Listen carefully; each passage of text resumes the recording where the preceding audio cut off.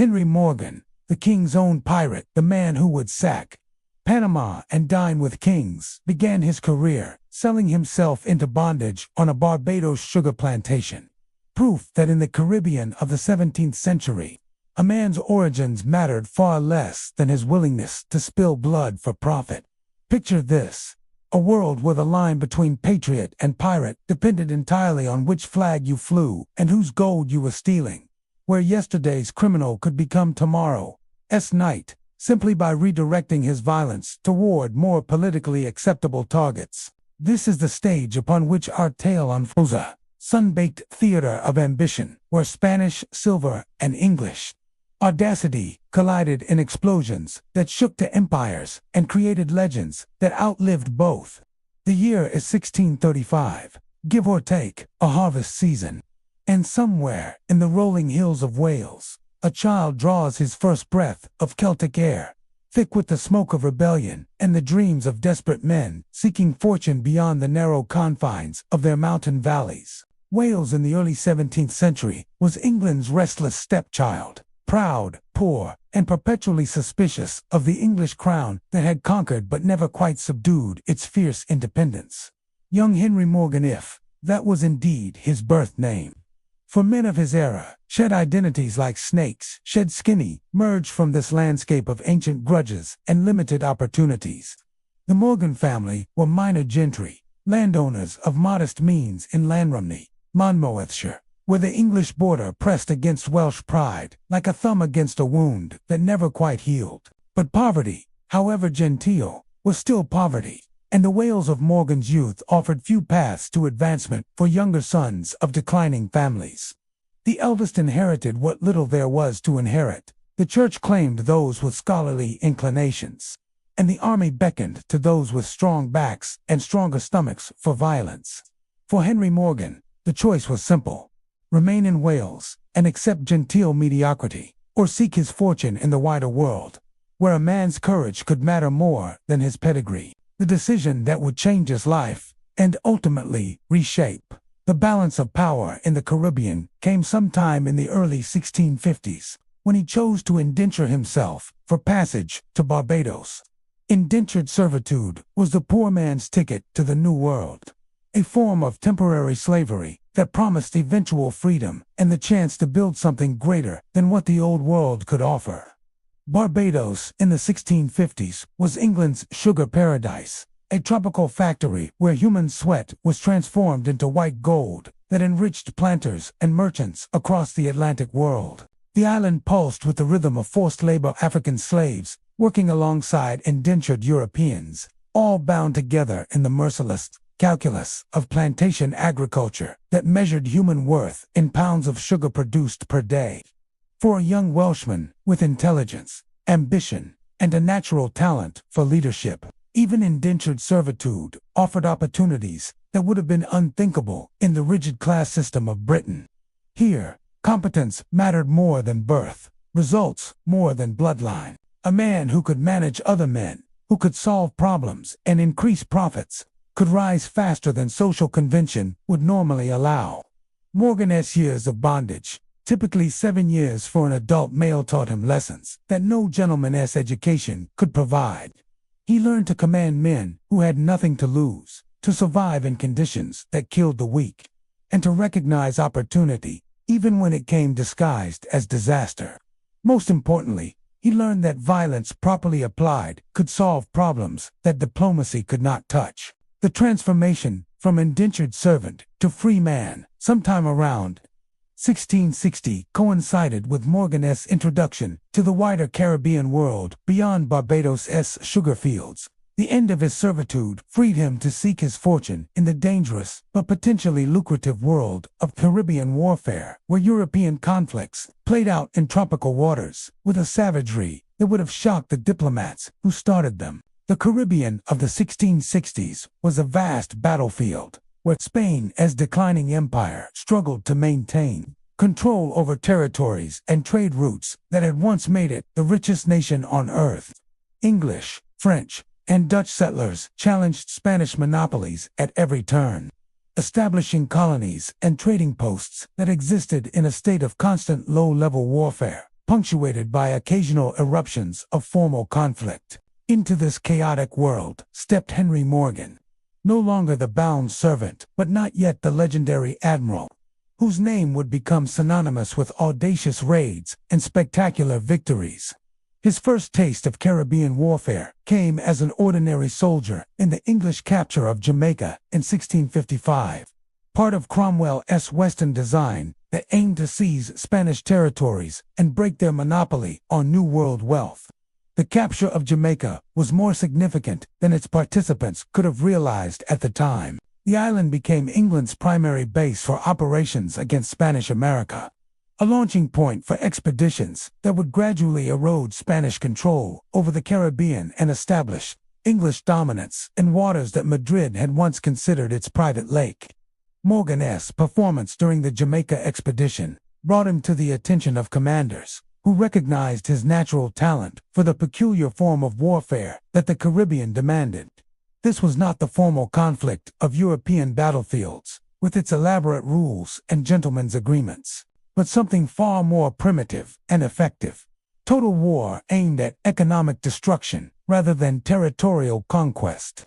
The Spanish Empire in the Americas was held together by a vast network of trade routes and fortified cities that channeled New World wealth toward European markets. These cities, Portobelo, Cartagena, Maracaibo, Panama, were simultaneously the empire's greatest strengths and its most vulnerable points. They concentrated enormous wealth in fortified but isolated locations, making them irresistible targets for enemies who could overcome their defenses. The key to success in Caribbean warfare was understanding that these cities existed not as independent entities, but as nodes in a commercial network that could be disrupted by striking at any point with sufficient force. A successful raid might capture enough treasure to fund a dozen future expeditions, while simultaneously weakening Spanish ability to defend other targets. Morgan grasped these strategic realities with an intuitive genius that would have impressed Clausewitz himself. He understood that in a theater where traditional military virtues mattered less than adaptability and audacity, a man of humble origins could rise as high as his courage and cunning could carry him. The Caribbean rewarded results, not pedigree, and Morgan intended to deliver results that would make his fortune and his reputation simultaneously.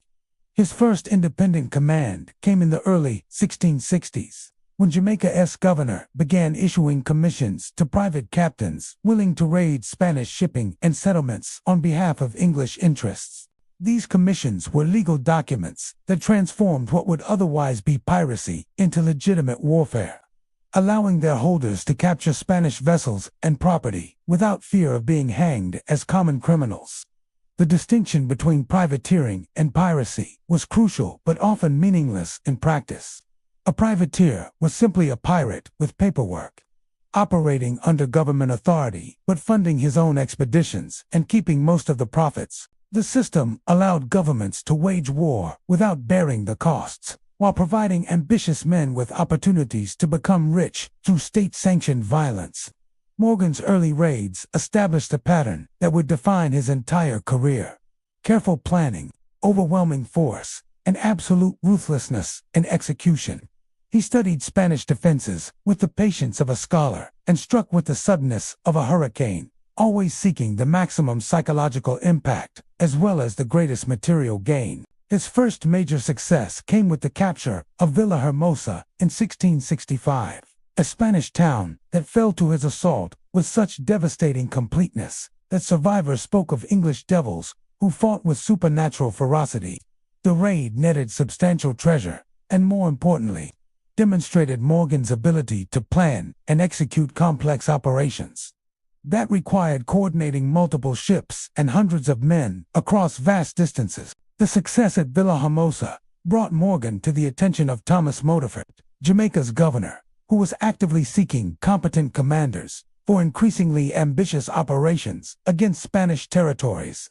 Montfort was a sugar planter turned administrator, whose vision of English expansion in the Caribbean aligned perfectly with Morgan's personal ambitions for wealth and status. The partnership between Morgan and Montfort would prove one of the most effective collaborations in the history of Caribbean warfare. The governor provided legal authority and strategic direction, while the privateer captain delivered tactical brilliance and operational success. Together, they would launch a series of raids that fundamentally altered the balance of power in the Americas. The first test of this partnership came in 1668, with the expedition against Portobelo, the Spanish fortress city that controlled the Isthmus of Panama and served as the primary collection point for Peruvian silver en route to Europe.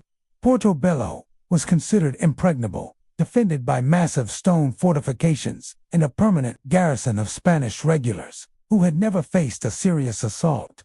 Morgan's approach to the Portobelo problem demonstrated his genius for combining conventional military tactics with the psychological warfare that was his special innovation. Rather than attempting a direct assault on the fortress walls, he chose to attack during the rainy season, when Spanish vigilance was at its lowest and the garrison was weakened by tropical diseases. The attack began before dawn with a coordinated assault that overwhelmed the outer defenses through sheer audacity and superior firepower. Morgan's men, many of them hardened veterans of Caribbean warfare, fought with the desperate ferocity of men who knew that victory meant wealth beyond their dreams, while defeat meant death or slavery in Spanish dungeons. The fighting was brutal even by Caribbean standards, with quarter neither asked nor given by either side. The Spanish defenders fought with the courage of professional soldiers defending their king's treasury, while the English attackers pressed forward with the determination of men who had risked everything on this single throw of the dice. When the guns finally fell silent, Portobelo lay in ruins and Morgan controlled the greatest treasure depot in Spanish America. The booty was staggering. Over 250,000 pieces of 8+ additional wealth in the form of silver plate, precious stones, and trade goods that brought the total value to nearly $500,000 Spanish dollars, a sum that represented more money than most European kingdoms collected in a year. But the material gains, spectacular as they were, paled beside the psychological impact of the victory. Portobelo had been considered invulnerable, a symbol of Spanish power that protected the vital Panama route connecting Pacific and Atlantic trade. Its fall demonstrated that no Spanish stronghold was beyond the reach of English sea power properly applied. News of Portobelo's capture sent shockwaves through the Spanish Empire and established Morgan's reputation as the most dangerous privateer captain in the Caribbean.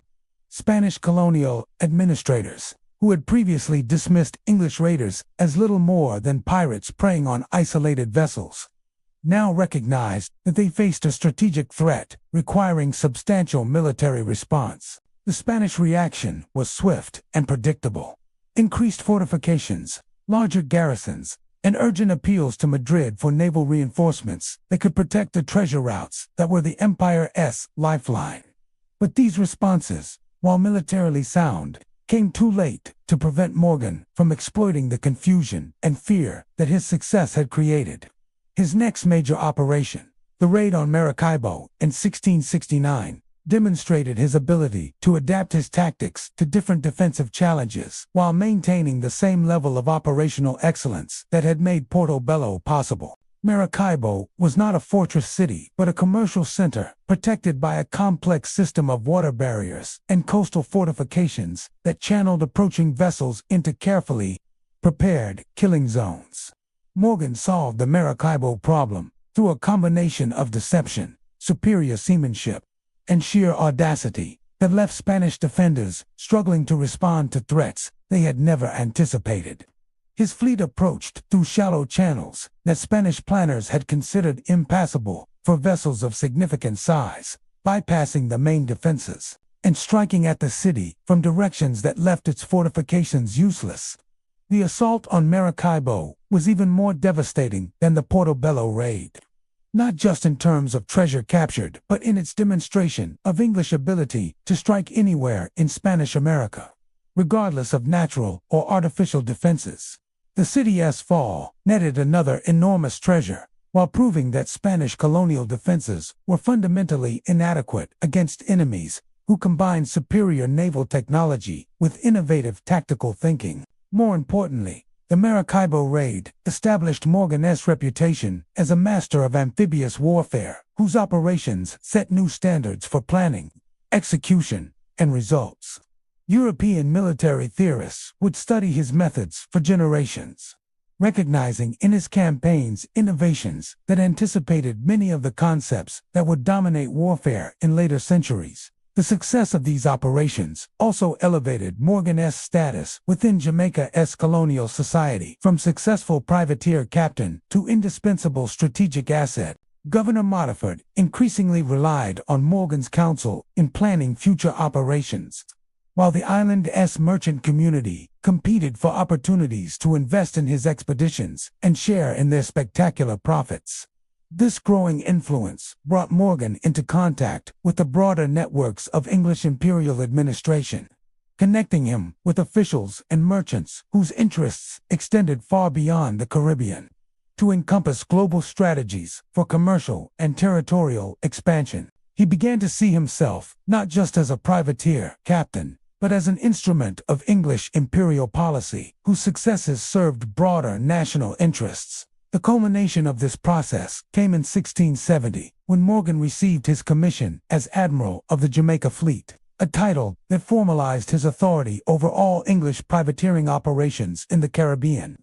The commission represented royal recognition of his achievements and official endorsement of his methods, transforming him from a semi-legitimate freebooter into a recognized naval commander serving crown interests. But with authority came responsibility, and with recognition came scrutiny from enemies who had previously dismissed him as beneath their notice.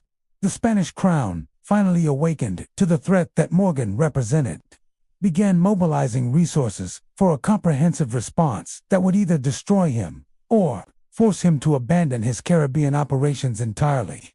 The diplomatic situation was also changing in ways that threatened the legal foundation of Morgan's activities. The Treaty of Madrid, signed in 1670, formally ended hostilities between England and Spain in the Americas, theoretically outlawing the privateering operations that had made Morgan's career possible. The treaty created an awkward situation where continued raids against Spanish targets could be interpreted as acts of piracy rather than legitimate warfare.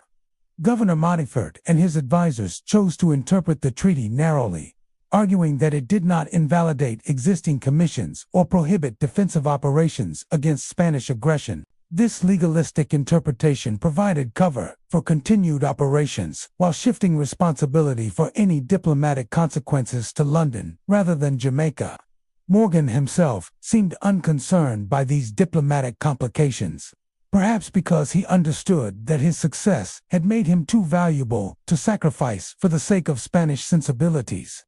His raids had poured enormous wealth into English coffers, while demonstrating English naval superiority in ways that formal diplomatic agreements could never achieve. The decision to launch the Panama expedition in 1670 was thus both the logical culmination of Morgan's Caribbean career and a desperate gamble that risked everything he had achieved on a single operation of unprecedented scope and ambition. Panama was not just another Spanish city, but the key to the entire Pacific trade system, the point where Asian silk and spices met American silver in transactions that generated wealth beyond European imagination. The city's capture would not only net the greatest treasure in the history of Caribbean, but would also establish English dominance over the isthmus that connected the world's two great oceans. Success would make Morgan the richest and most famous privateer in history, while dealing Spanish power in the Americas a blow from which it might never recover. But Panama was also the most heavily defended Spanish stronghold in the Americas, protected by natural barriers, massive fortifications, and a garrison that included some of the finest troops in the Spanish army. The city had never fallen to foreign assault, and Spanish authorities considered it invulnerable to any force that providers could bring against it. Morgan's planning for the Panama expedition demonstrated the strategic thinking that separated him from ordinary privateer captains. He understood that the city's defenses were designed to repel naval assault, and that any successful attack would require an overland approach that bypassed the coastal fortifications entirely. The operation he devised was audacious beyond belief, a coordinated assault that would begin with the capture of Providencia Island to secure a forward base, continue with the reduction of the fortress at Chagres to control the Chagres River, and culminate with an overland march across the isthmus to attack Panama from its undefended landward side. Each phase of the operation presented challenges that would have daunted conventional military commanders. Providencia was heavily fortified and defended by a permanent garrison. Chagres controlled the only viable water route across the isthmus and was considered one of the strongest fortresses in Spanish America. The overland march to Panama would cover 50 miles of jungle and mountain terrain that had defeated previous expeditions through disease, starvation, and Spanish resistance. Yet Morgan's confidence in his ability to overcome these obstacles was absolute, based on years of successful operations that had taught him to see opportunity where others saw impossibility. He had learned to turn Spanish strengths against themselves, to use their reliance on fixed fortifications and conventional tactics as weaknesses that could be exploited by more flexible and innovative approaches. The expedition that departed Jamaica in December 1670 was the largest privateering force ever assembled in the Caribbean. 36 ships carrying nearly 2,000 men, including veterans of Portobelo and Maracaibo, who had proven their worth in previous campaigns. The fleet represented the military potential of English Jamaica, concentrated into a single, overwhelming blow aimed at the heart of Spanish power in the Americas. The first phase of the operation, the capture of Providencia, proceeded exactly as Morgan had planned. The island's defenders, surprised by the size and determination of the attacking force, offered only token resistance before surrendering to avoid a massacre that would have served no useful purpose. The easy victory provided Morgan's force with a secure base and demonstrated to his men that their admiral's reputation for success remained intact. The assault on Chagres proved more challenging but equally successful. The fortress was indeed formidable, built of massive stone blocks and armed with heavy cannon that could sink any ship attempting to force the river mouth. But Morgan had studied the problem carefully and devised a solution that combined overwhelming firepower with tactical surprise. The attack began with a feint that drew the garrison's attention toward the river, while the main assault force landed upstream and approached the fortress from its landward side. The fighting was savage, with Spanish troops defending their positions with the desperate courage of men who knew that defeat meant death or slavery. When the Spanish banner finally fell from Chagres' walls, Morgan controlled the gateway to the Pacific and the only viable route to Panama. The fortress's capture eliminated Spanish ability to interdict his supply lines, while providing him with a secure base for the final phase of his operation. The march across the isthmus began in January 1671 and immediately revealed the true magnitude of the challenge Morgan had undertaken. The route was a nightmare of jungle trails, swollen rivers, and mountain passes that tested his forces' endurance, while offering countless opportunities for Spanish ambush and harassment. Food proved to be an even greater enemy than Spanish resistance. Morgan had counted on capturing Spanish supply depots along the route, but Spanish commanders had implemented a scorched earth policy that left nothing useful for the advancing English force. His men were soon reduced to eating leather and grass, while struggling through terrain that seemed designed to kill invaders. The psychological pressure was enormous. Many of Morgan's veterans, men who had followed him through previous campaigns without question, began to doubt whether their admiral had finally attempted the impossible. Desertion became a serious problem as small groups slipped away in the night, rather than face starvation in the jungle.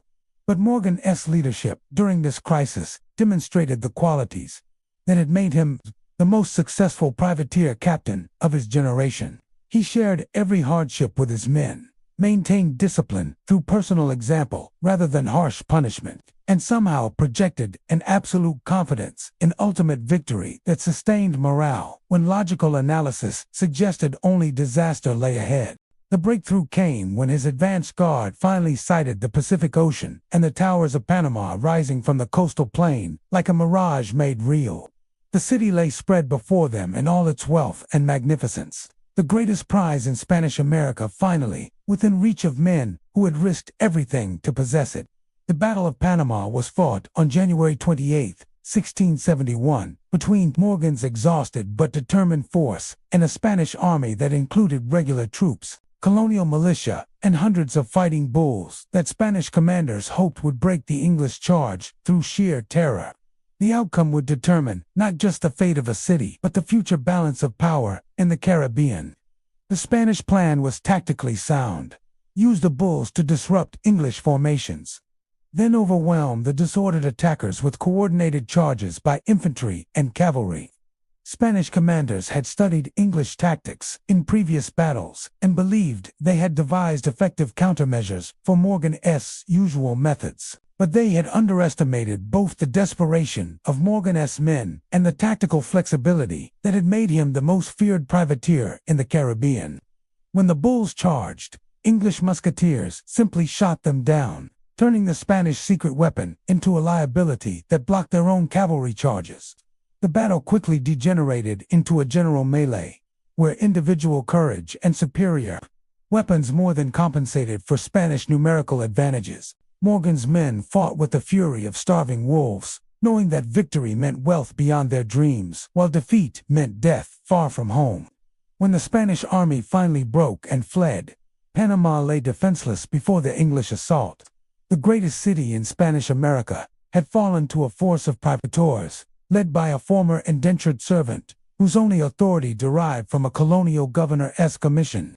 The sack of Panama lasted for nearly a month as Morgan's men systematically looted everything of value they could find. Churches were stripped of their silver, private homes ransacked for hidden treasure, and warehouses emptied of trade goods that would fetch enormous prices in English markets. But even as his men celebrated their greatest triumph, Morgan faced a crisis that threatened to destroy everything he had achieved. The treasure, while substantial, was less than his followers had expected, leading to accusations that their admiral was hiding wealth that should have been shared among the entire force. These accusations were probably unfair. The Panama's merchants had received advance warning of the English approach and had shipped much of their wealth to safety before the city fell. But perception mattered more than reality to men who had risked their lives for promised riches, and Morgan found himself facing the same problem that had destroyed many successful privateer captains: maintaining control over men whose loyalty depended entirely on continued success. His solution demonstrated the political skills that complemented his military genius. Rather than attempting to defend himself against accusations he could not disprove, Morgan chose to end the operation while his authority remained intact, dividing the available treasure according to established practice and leading his force back to Jamaica before discontent could develop into open mutiny. The return journey was far easier than the outbound march, partly because Morgan now controlled the route, but mainly because his men were no longer hungry and desperate. The success at Panama had restored their confidence in their leader, while the promise of eventual wealth distribution kept them focused on getting home rather than settling grievances along the way. The arrival of Morgan's fleet at Port Royal in March 1671 created a sensation throughout the Caribbean. Word of Panama's fall spread like wildfire through the network of ports and plantations that connected the English colonies, confirming Morgan's status as the greatest privateer captain in history while demonstrating English naval supremacy in ways that no diplomatic treaty could achieve. But the triumph was shadowed by political complications that threatened to transform Morgan's greatest victory into his ultimate destruction. The Treaty of Madrid had been formally ratified, while his expedition was crossing the isthmus, technically making his attack on Panama an act of piracy rather than legitimate warfare. Spanish ambassadors in London were demanding Morgan's arrest and trial as a common criminal, while pointing out that his raid had violated a solemn treaty between crown and crown. The diplomatic pressure was enormous, with Spanish threats to break off all negotiations with England unless the perpetrators of the Panama outrage were brought to justice. King Charles II found himself caught between conflicting pressures that seemed to admit no easy resolution. On one hand, he could not ignore Spanish demands without risking a broader war that England was not prepared to fight. On the other hand, he could not punish Morgan without appearing to betray a loyal servant whose only crime was serving English interests to successfully. The solution that emerged was characteristic of Stuart political strategy. Morgan would be arrested and sent to London for investigation.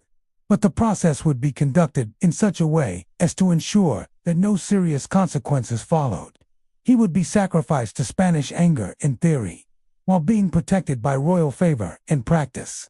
Governor Montford, whose commission had authorized the Panama raid, was also recalled to London in a gesture designed to demonstrate English good faith in investigating the incident. Like Morgan, he would face formal investigation while enjoying informal protection from authorities who had no intention of allowing Spanish pressure to dictate English policy. The arrest of Henry Morgan in April 1672 marked the end of his career as an active privateer captain, but the beginning of his transformation into a political symbol, whose significance transcended his military achievements. He had become too important to punish but too controversial to ignore. A hero whose very success created diplomatic problems that required careful management.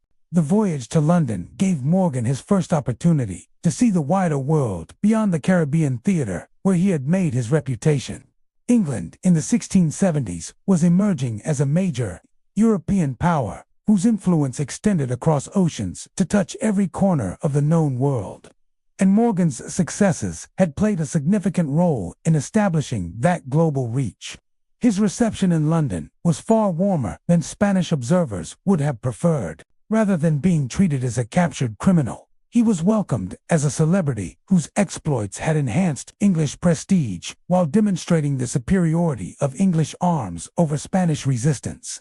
The formal investigation of his conduct was conducted in such a way as to ensure favorable conclusions, while providing Spanish diplomats with the appearance of English compliance with their demands.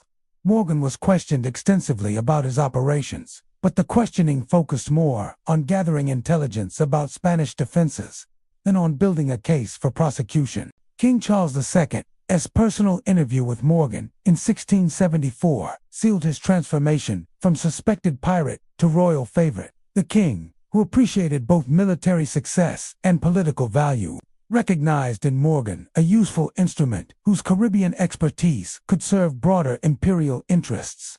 The royal decision to knight Morgan rather than punish him sent a clear message to Spanish authorities about English priorities in the New World. Whatever diplomatic niceties might be observed in European capitals, England would not abandon servants who had advanced English interests in the wider world, where European rules often proved inadequate. Sir Henry Morgan's return to Jamaica in 1675 as the island's lieutenant governor represented the complete triumph of pragmatic politics over diplomatic pressure.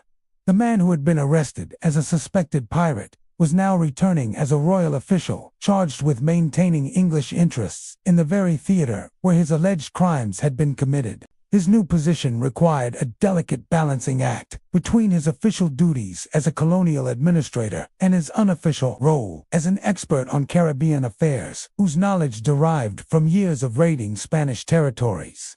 He had to enforce laws that he had previously violated while maintaining relationships with men who had followed him in operations that were now diplomatically embarrassing. The irony was exquisite.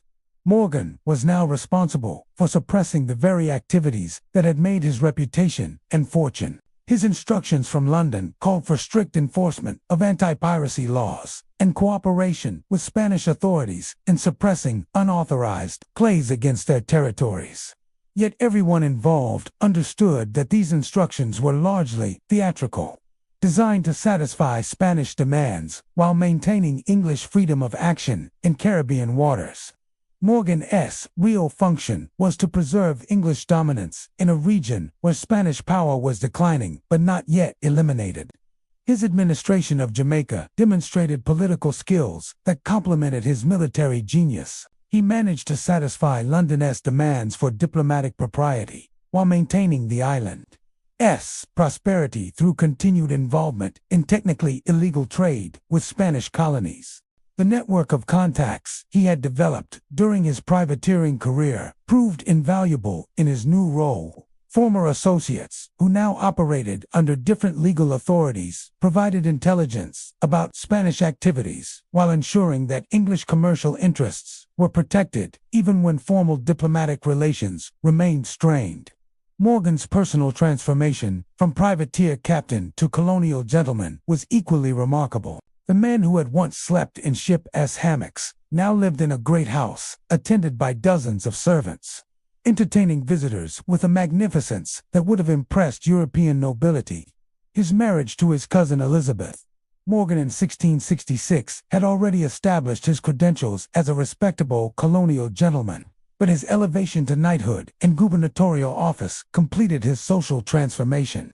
He was now Sir Henry Morgan, a figure whose opinions carried weight in colonial councils and whose favor was sought by merchants and planters throughout the Caribbean. Yet, beneath the surface, respectability lurked the same qualities that had made him the most feared privateer captain in the Caribbean.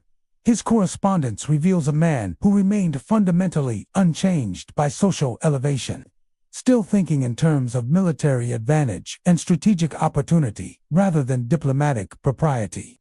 The continuing tension between his official responsibilities and his natural instincts became apparent whenever new conflicts arose between English and Spanish interests. Morgan consistently advocated for aggressive responses that reflected his understanding of Caribbean power dynamics rather than European diplomatic conventions.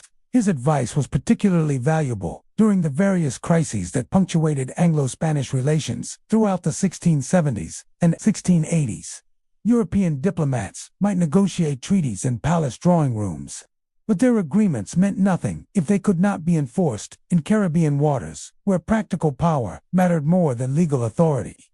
Morgan's death in 1688 marked the end of an era in Caribbean history. The man who had done more than anyone to establish English dominance in waters that Spain had once controlled as a private lake died peacefully in his bed, surrounded by the wealth and honors that his audacity had won.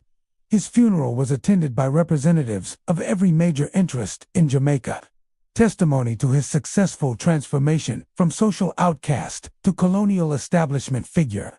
The privateer captain, who had once been hunted by Spanish fleets, was buried with the honors due to a knight of the realm and a faithful servant of the crown. But even in death, Morgan remained a controversial figure whose legacy defied easy categorization. Spanish historians portrayed him as a criminal whose depredations had violated every principle of civilized warfare, while English accounts celebrated him as a patriotic hero whose successes had advanced national interests in the face of foreign opposition. The truth, as usual, was more complex than either interpretation suggested. Morgan was neither the simple villain nor the noble hero that partisan accounts made him, but something more interesting. A man whose personal ambitions aligned with historical forces in ways that reshaped the balance of power between empires. His career coincided with a crucial period in the development of English imperial consciousness, when the nation was beginning to understand that global dominance required not just naval supremacy, but the will to use that supremacy in pursuit of commercial and territorial advantage. Morgan's raids demonstrated that Spanish power in the Americas, however impressive on paper, was vulnerable to determined assault by forces that combined superior technology with innovative tactics. His successes encouraged other English adventurers, while forcing Spanish authorities to divert resources from expansion to defense.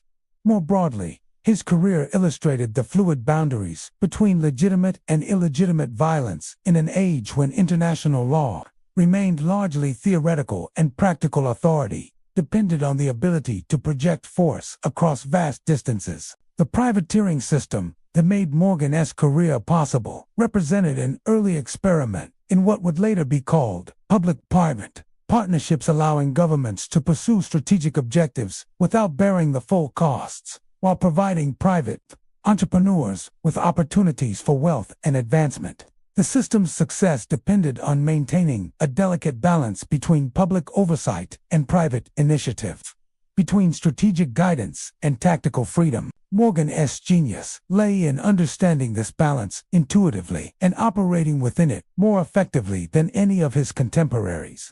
His methods influenced military thinking for generations, with professional officers studying his campaigns for insights into amphibious warfare, joint operations, and the coordination of naval and land forces in complex operational environments. The psychological warfare techniques that were his special innovation became standard practice in later conflicts, with military commanders recognizing that reputation and morale could be as important as material advantages in determining campaign outcomes. His understanding of intelligence gathering and operational security set new standards for military professionalism, while his ability to maintain discipline and morale under extreme conditions provided models for leadership in circumstances where traditional authority structures proved inadequate. Perhaps most significantly, Morgan's career demonstrated that individual initiative and institutional support could combine to achieve results that neither could accomplish alone. His personal qualities made him an effective privateer captain, but his successes were only possible because he operated within a system that provided legal authority, financial backing, and political protection.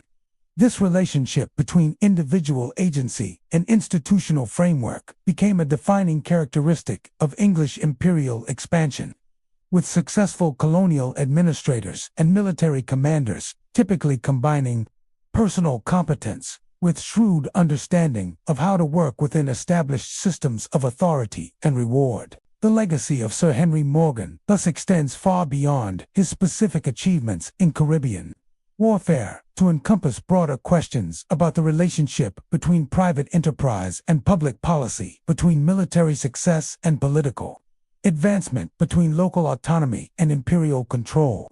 His story reveals both the possibilities and the limitations of individual action within larger historical processes, showing how exceptional individuals can influence the course of events while remaining constrained by forces beyond their control. The treasure that Morgan accumulated during his privateering career was substantial but not legendary, allowing him to live comfortably as a colonial gentleman without achieving the fabulous wealth that popular imagination often assigns to successful pirates. But the real treasure of his story lies in its demonstration that social mobility remained possible even in rigidly hierarchical societies, that merit could sometimes triumph over birth, and that individual courage and intelligence could overcome seemingly impossible obstacles. The man who began his American career as an indentured servant ended it as a knight of the realm and a colonial governor. Proof that the New World could indeed offer opportunities that the Old World denied to men of humble origins but exceptional abilities. His transformation from bound laborer to imperial administrator illustrated the fluid nature of colonial society, where traditional social boundaries remained permeable to those with sufficient determination and skill to cross them. Yet his story also reveals the costs of such advancement, the violence and moral compromise that often accompanied social mobility in frontier societies, where law remained weak and force determined outcomes. The psychological toll of his career was probably enormous, though the documentary record provides few insights into his inner life beyond the public persona of confident leadership that he maintained throughout his adult life. The man who could order the sack of cities and the execution of prisoners was also a devoted husband and a generous patron, who used his wealth to support churches and schools throughout Jamaica. These contradictions reflect the complex moral landscape of colonial society, were the same individuals who committed acts of shocking brutality in pursuit of imperial objectives could demonstrate genuine piety and charitable concern in their private lives. Morgan's ability to compartmentalize these different aspects of his personality allowed him to function effectively in a world where survival often required moral flexibility, and where success demanded the ability to adapt to circumstances that European society would have found unthinkable. The judgments that subsequent generations have passed on his career typically reflect their own values and preoccupations more than his historical significance, with each era finding in his story reflections of their own concerns about violence, authority, and social mobility. The romantic tradition that celebrates him as a swashbuckling hero tends to ignore the systematic brutality that his success required, while moralistic critiques that condemn him as a criminal often fail to understand the context that made his actions seem not just justifiable, but necessary.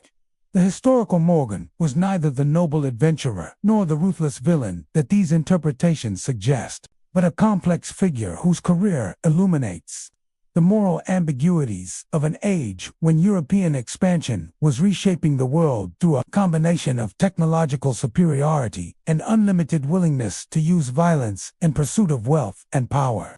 His story remains relevant because it addresses timeless questions about the relationship between individual ambition and collective purpose, between moral principle and practical necessity, between the demands of survival and the requirements of civilized behavior. The rope that would have claimed Henry Morgan's life had he been born in different circumstances or chosen different paths never found its mark. But the questions raised by his escape from such a fate continue to challenge our understanding of justice, mercy, and the complex relationship between individual actions and historical forces that shape the destinies of nations and empires.